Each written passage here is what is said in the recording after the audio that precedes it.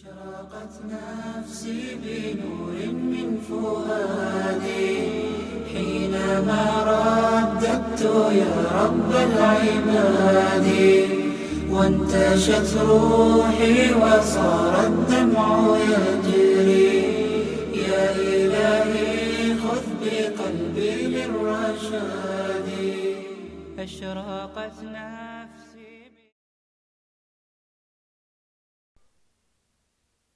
Bakara suresi tefsiri 80. ayetinden başlayıp okuyumuz inşallah. Bismillah, elhamdülillah, ve salatu ve selam ala Resulillah ve ala alihi ve sahbihi ve sellem. Rabbi şirahli sadri ve yessirli emri ve hlul uqdeten min lisani yafqahu kavli. Amma ba'd, esselamu aleyküm ve rahmetullahi ve berekatuhu. Tühünde İbn Kesir rahimehullah'ın Kur'an-ı Kerim tefsirinden Uygurca tercümesinin Bakara suresini 80. ayetinden başlayıp okuyumuz inşallah. Ba'de a'udhu billahi mineşşeytanirracim. Ular bizni dozaq otu sanaqlıq günlərlə köydürdü deydi. Ulağa sizlərə Allah şundaq qilishqa va'da berganmi?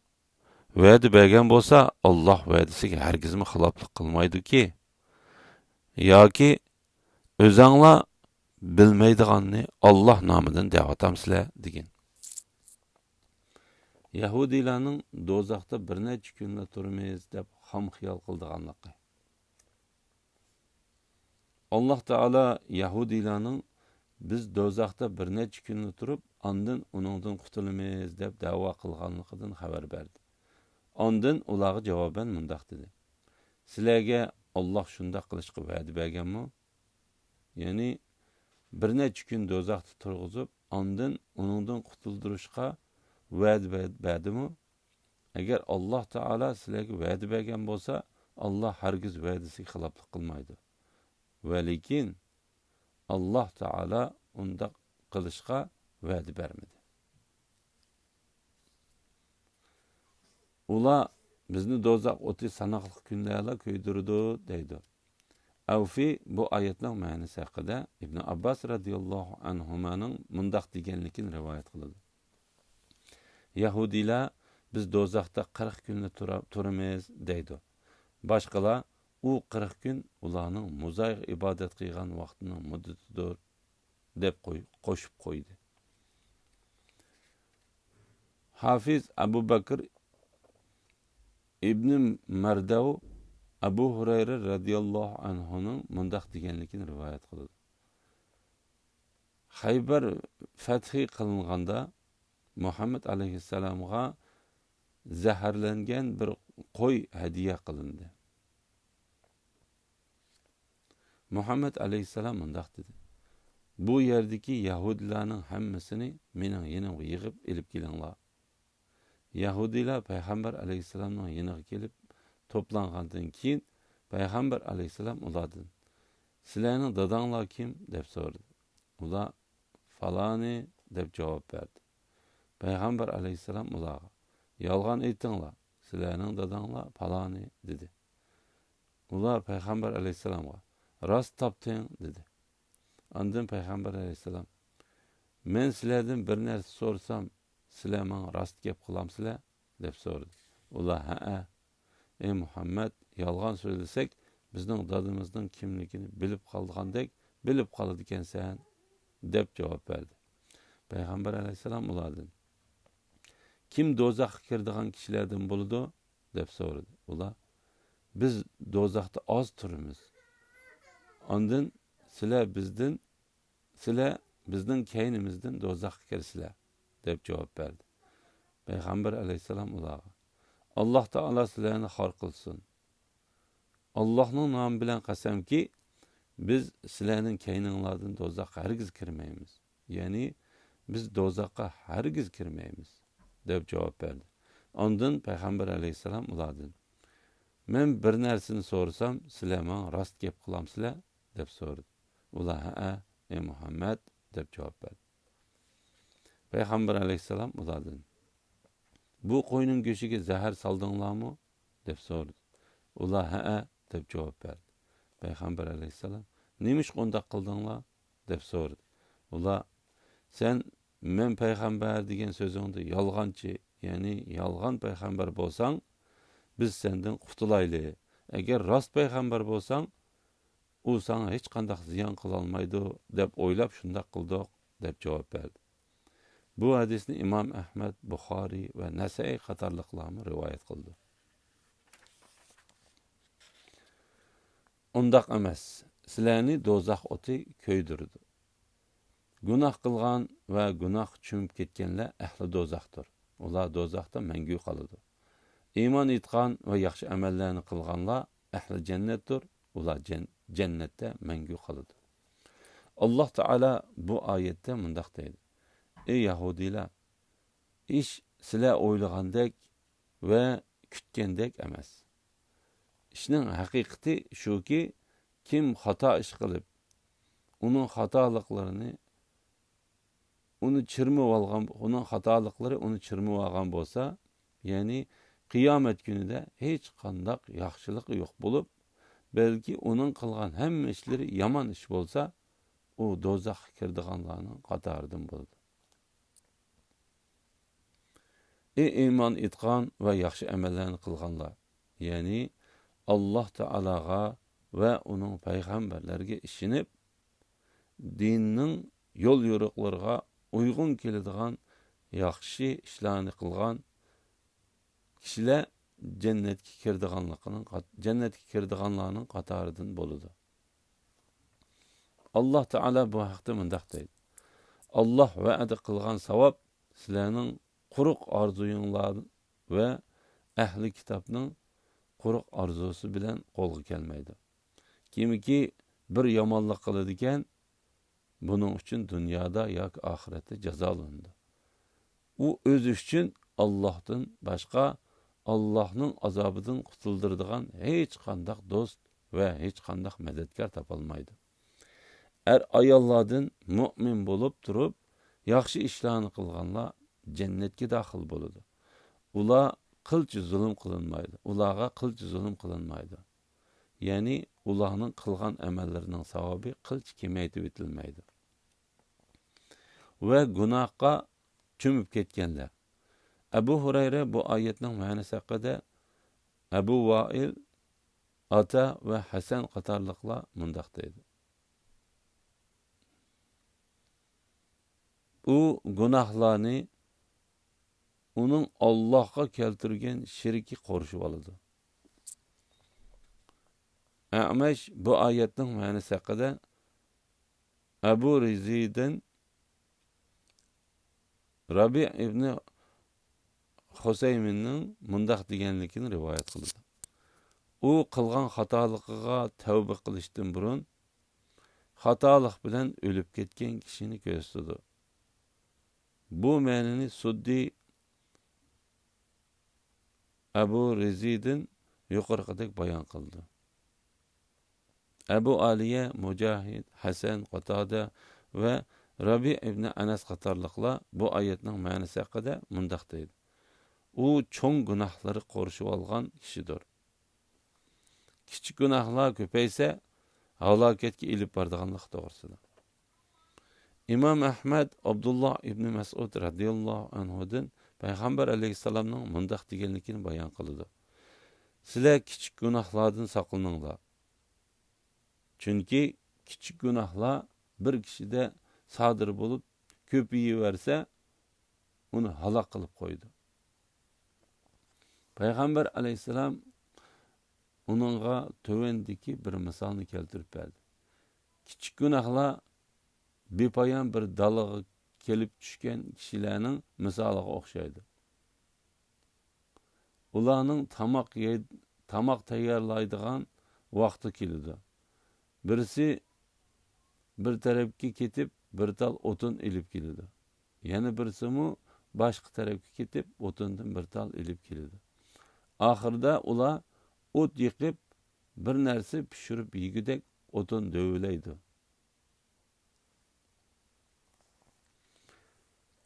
Iymon etgan va yaxshi amallarni qilganlar ahli jannatdir. Ular jannatda mangu qoladi. Muhammad ibn Ishaq bu oyatning ma'nosi haqida İbn Abbas radhiyallohu anhumaning mundaq deganligini rivoyat qiladi.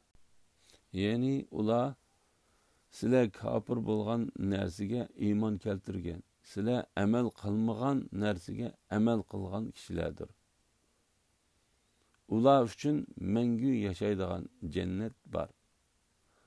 Alloh taolo yaxshilikqa berildigan mukofotning va yomonlikqa berildigan jazoning mangulik bo'lganligidan xabar berdi. Öz vaqtida biz İsrail avlodidan Allohdan boshqa ibodat qilmaslikqa, ota-onaga, xish aqrabolarga, yetimlarga, miskinlarga yaxshilik qilishga, kishilarga yaxshi so'z qilishga, namoz o'tashga, zakot berishga ahd oldik.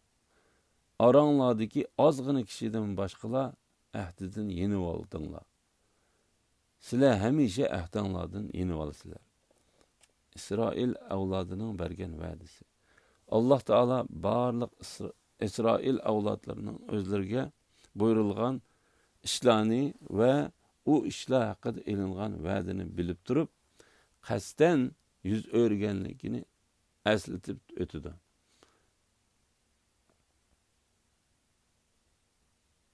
Alloh taolo ularni faqat o'ziga ibodat qilishga ve hiç narsani şirk keltirmeslikka buyurdu. Allah Teala bu ibadetke barlık insanlarını buyurdu ve şunun için ularını yarattı. Allah Teala bu haqda mundaq deydi. Ey Muhammed sallallahu aleyhi ve sellem, senden ilgiri evetilgen peygamberlerin hemmesiga menden başka hiç ma'bud berhaq yoktur. Bana ibadet kılınlar deb vahiy qildik. Biz hakikaten her bir ümmetke Allah'a ibadet kılınlar, şeytandan, yani şeytanga, butlarga, kahinlarga o'xshash her qandaq ma'budga ibadet qilishdan yiroq bo'linglar deb payg'ambar avatdik.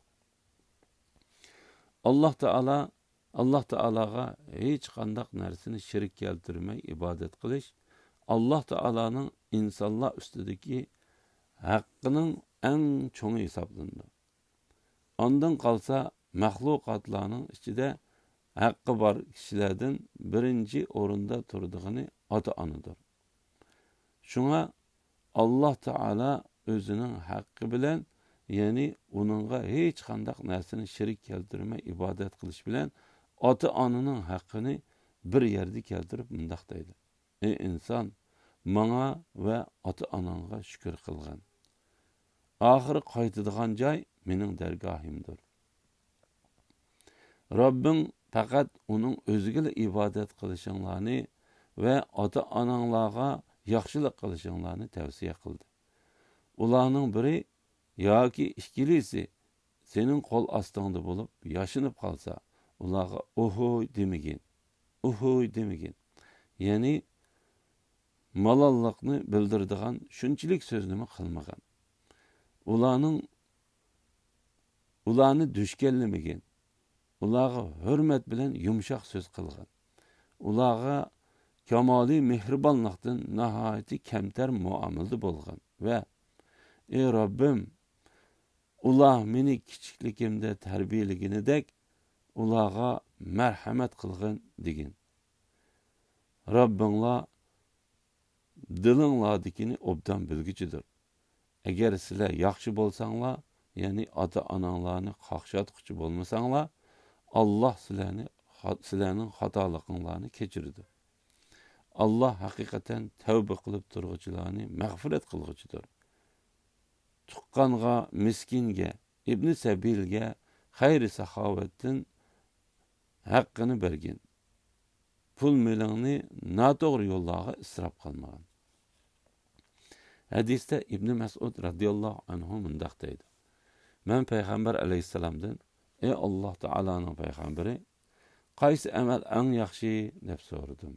Payg'ambar alayhisalom o'z vaqtida o'qilgan namoz deb javob berdi. Ondan qolsa deb so'radim. Payg'ambar alayhisalom ota-onaga yaxshilik qilish deb javob berdi. Ondan qolsichu deb so'radim. Payg'ambar alayhissalom Alloh taolaning yo'lida jihad qilish deb javob berdi. Yetimlar degan otisi yo'q narisi deb Allohdir. Miskinlar degan o'zining bolalariga bergili bir narsasi yo'q kishilar.